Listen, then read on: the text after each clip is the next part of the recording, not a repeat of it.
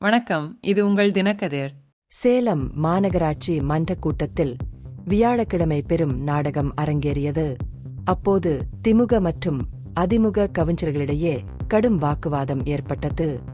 வாக்குவாதத்தின் போது திமுகவின் 45வது ward councillor S. Suhasini, அதிமுகவின் 36வது வார்டு கவுன்சிலரும் எதிர்க்கட்சித் தலைவருமான என். யாதமூர்த்தியை அறைந்ததை அடுத்து கூட்டம் குழப்பமாக மாறியது.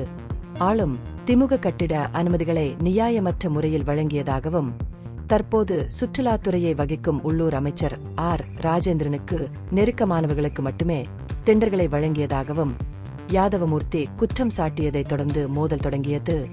அவரது குற்றச்சாட்டுகள் திமுக கவுன்சிலர்களிடையே கோபத்தை தூண்டியது. இது வாய் தகராறு மற்றும் உடல் ரீதியான மோதலுக்கு வழிவகுத்தது. பல திமுக கவுன்சிலர்கள் தங்கள் இருக்கைகளில் இருந்து எழுந்து யாதவமூர்த்தியுடன் வாக்குவாதத்தில் ஈடுபட்டனர். சில உறுப்பினர்கள் காகிதங்களை கூட வீசினர். அதிகரித்த பதற்றத்திற்கு மத்தியில் கவுன்சிலர் சுகாஷினி யாதவமூர்த்தியை எதிர்கொள்ள நடந்து சென்றார். வார்த்தை பரிமாற்றத்தின் போது அவர் திடீரென அவரது முகத்தில் அறைந்தார். இதனால் கூட்ட அரங்கில் பெரும் பரபரப்பு ஏற்பட்டது.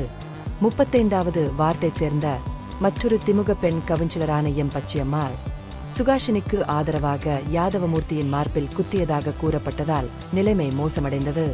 தங்கள் தலைவர் மீதான தாக்குதலால் ஆத்திரமடைந்த அதிமுக உறுப்பினர்கள் மேயரின் நாற்காலியின் முன் அமர்ந்து 2 திமுக கவுன்சிலர்கள் மீதும் கடுமையான ஒழுங்கு நடவடிக்கை எடுக்க கோரி தர்ணா நடத்தினர்.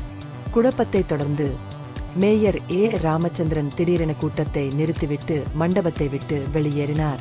பின்னர் அவர் சிகிச்சைக்காக சேலம் அரசு மருத்துவமனையில் அனுமதிக்கப்பட்டார். சண்டையின் போது யாதவமூர்த்தி தன்னை தாக்கியதாக கூறி கவுன்சிலர் சுகாஷினியும் அதே மருத்துவமனையில் அனுமதிக்கப்பட்டார். யாதவமூர்த்தி 2 திமுக கவுன்சிலர்களின், குறிப்பாக சுகாஷினியின் செயல்களை கடுமையாக கண்டித்தார். மருத்துவ உதவியை நாடிய பிறகு காவல்துறையில் புகார் அளித்ததாகவும், சம்பந்தப்பட்டவர்கள் மீது உரிய நடவடிக்கை எடுக்குமாறு மேயரை வலியுறுத்துவதாகவும் அவர் கூறினார். பலமுறை முயற்சித்த போதிலும் சுகாஷினி மற்றும் மேயர் ராமச்சந்திரன் இருவரும் கருத்து தெரிவிக்க கிடைக்கவில்லை. இந்த பகுப்பாய்வு நுண்ணறிவுள்ளதாக கண்டால் முக்கியமான அரசியல் முன்னேற்றங்கள் குறித்த கூடுதல் புதுப்பிப்புகளுக்கு லைக் செய்யவும், ஷேர் செய்யவும், சப்ஸ்கிரைப் செய்யவும். இது உங்கள் தினக்கதிர். நன்றி.